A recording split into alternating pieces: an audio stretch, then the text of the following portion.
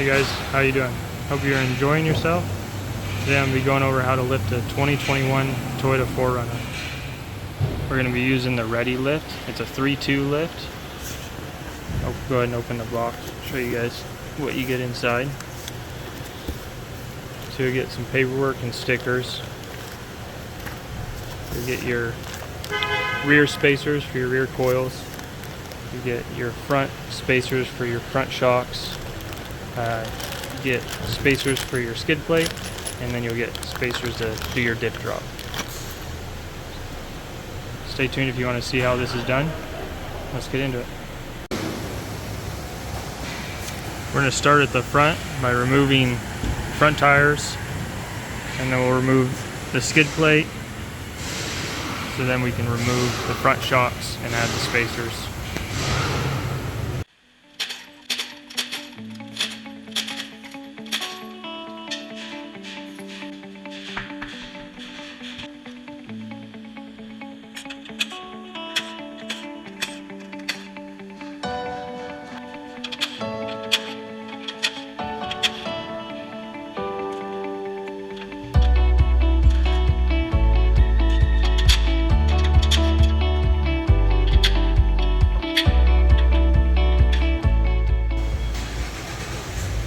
Okay, after you get the skid plate off, we're going to loosen our eccentrics on both sides, and then we can take our lower ball joint bolts out on both sides. And after you get that, you'll take your shock bolt out, and then this will swing down, allowing you to get the shock out.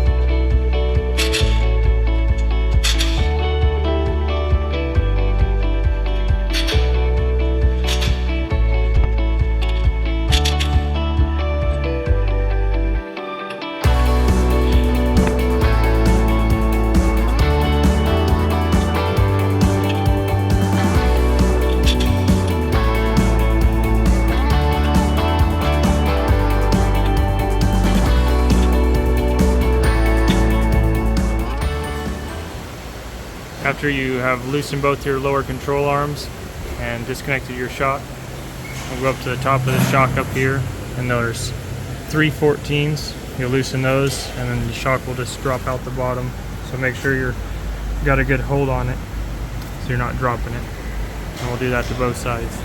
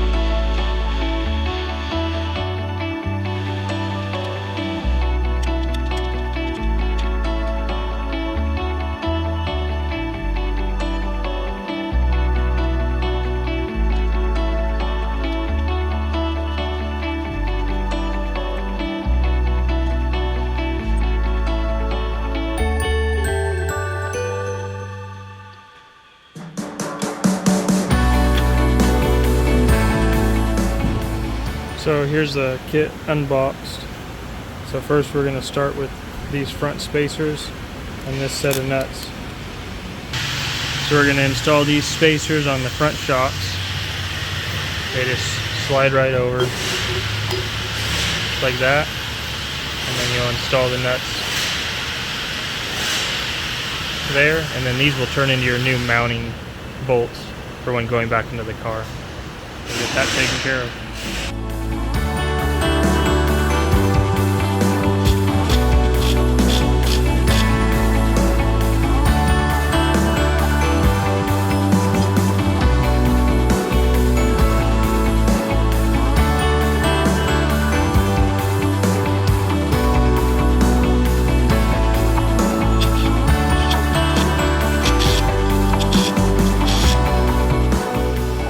Now that we got the front spacers installed onto the shocks, we're going to install the shocks back into the vehicle and then remount the lower control arms.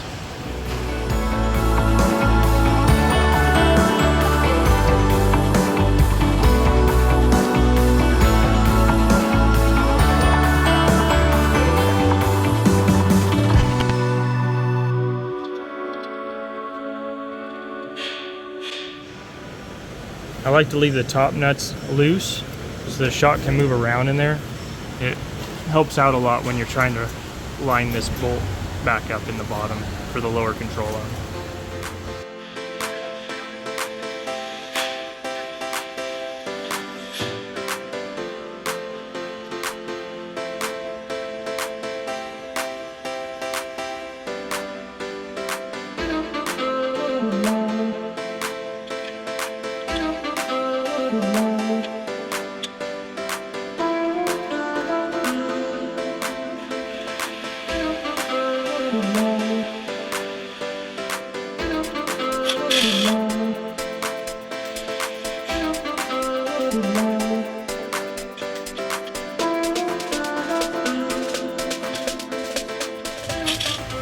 Now we're going to lower the vehicle and reinstall these lower ball joint bolts.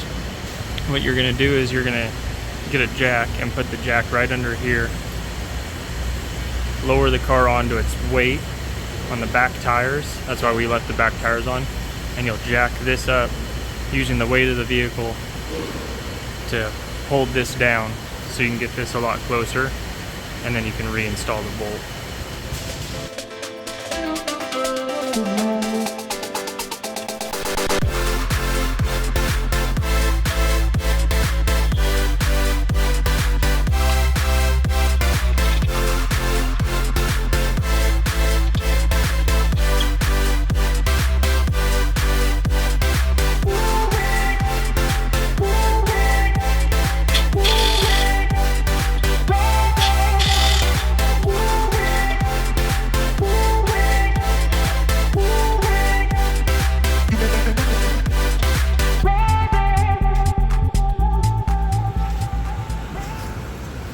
If you can't get this gap close enough with the way the vehicle pushing down and the jack pushing up, another thing you can do is right where this upper control arm is and coil, you got a pry bar.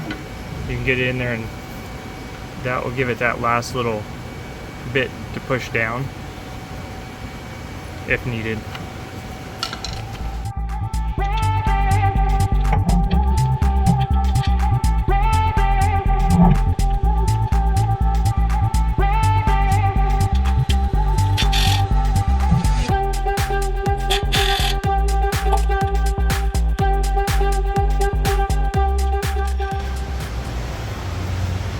Now with the lower control arms mounted back up, shock's pretty much complete.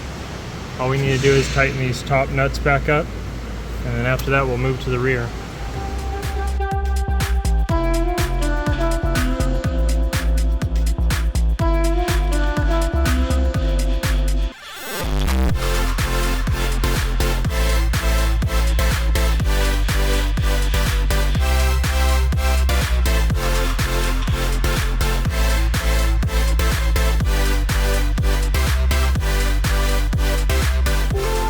Okay, now we're at the rear of the vehicle. We're going to disconnect the sway bar here and over here. Drop the sway bar down.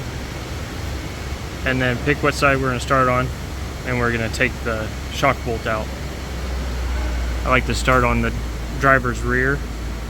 So I'll disconnect the sway bar and then take this bolt out. And then we can get the coil out.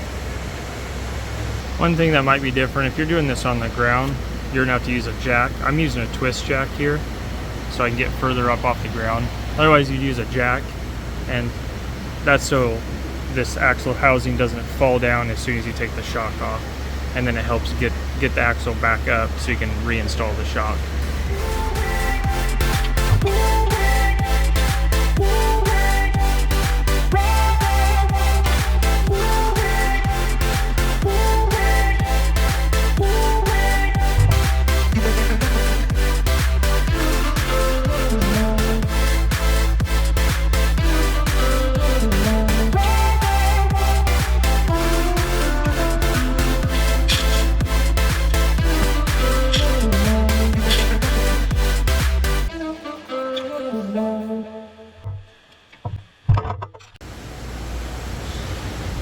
Now we got the sway bar loose on both sides. Now we can take our 17 out for our shock and then take the shock off and then lower the axle down to get the coil out.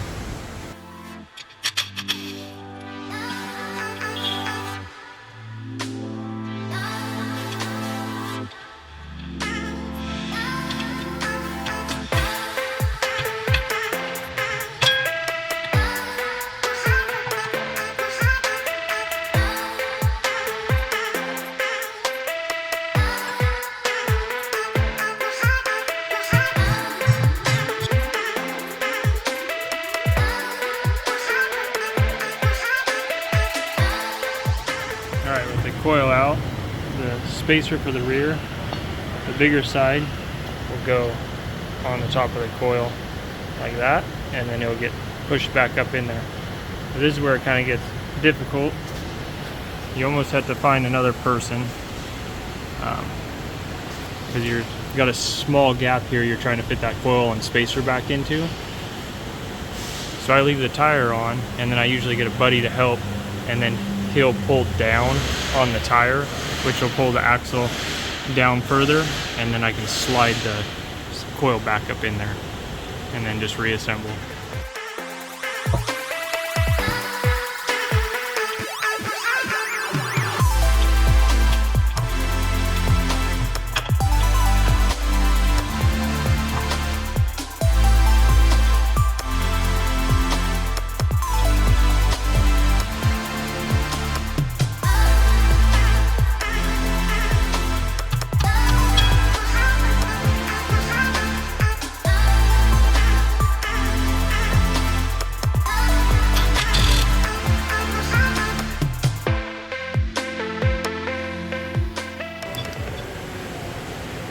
So we got the coil back in place with the spacer in there, reinstalled the shock.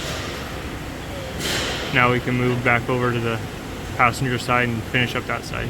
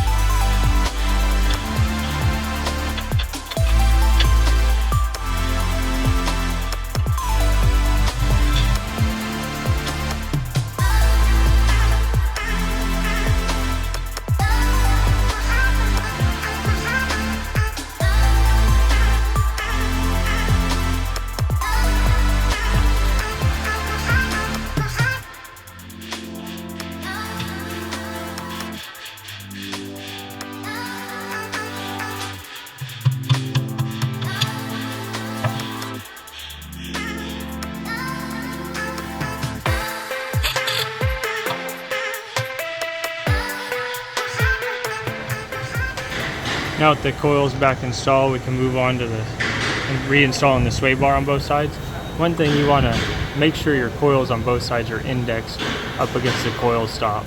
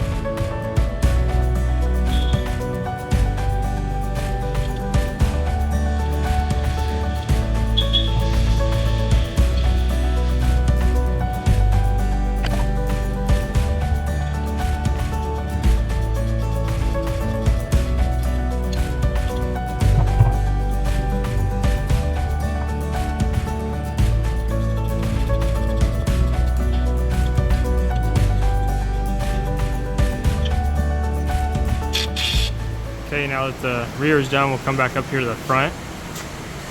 And we're gonna take out these bolts for the differential in the front. And then this right above that, between here and here is where your spacer is gonna go.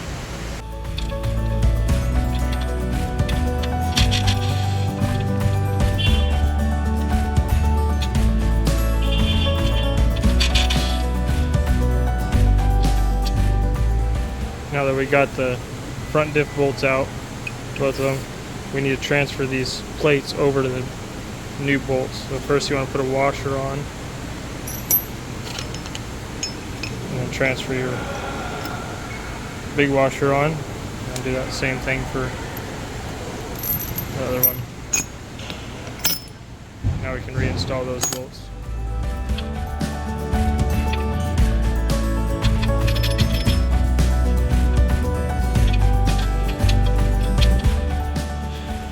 Now with the bolts in with the spacers, now you want to install up on top, you want to install a washer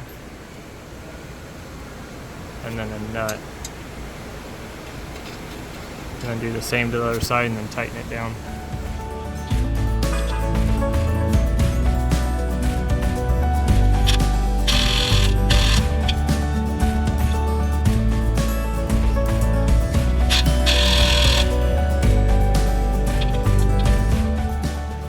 We just installed the diff drop.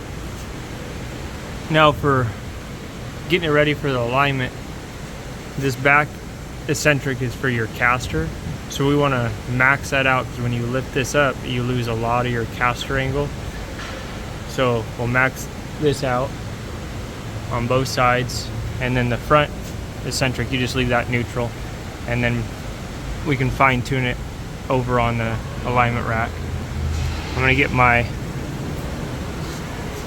tire guy to do tires for this thing, and then we'll get an alignment done on it. So while I'm getting the tires done, I'm going to show you guys where I do some trimming on this and some adjustment, just so we can prevent any rubbing. So first we'll remove this front splash guard, and then take these two bolts out here, and then where this line is, we'll actually make like a tape line right through here and cut this corner off. And then after that we'll push this in and like relocate these bolts.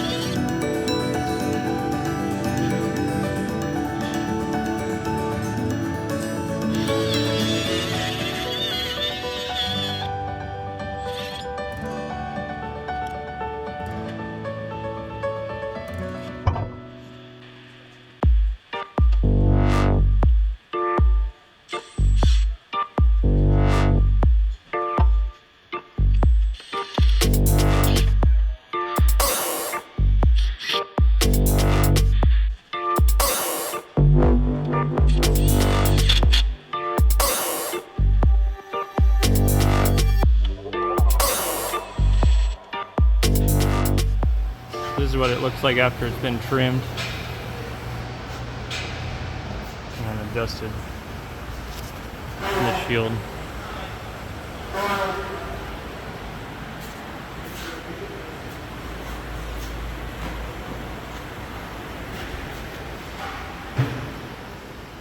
So I'm over here on the alignment rack. I'm just going to show you where the front eccentrics were. They're about pointed towards the engine roughly on the front, and then in the back for your caster adjustment, this one's maxed out, giving you as much caster as you can on this side, and this one's kind of pointing up at the engine, any less. And these are your readings. I still have to fine tune the toe, but it's about as close as you can get. So there's my final adjustments after doing my caster sweep and setting the toe. So I just got done with the test drive after lifting it and doing the alignment. This is what it looks like after getting the 3-2 lift. Hope you guys liked this. If you did, please leave a like and subscribe if you want to. Otherwise, I'll catch you on the next one.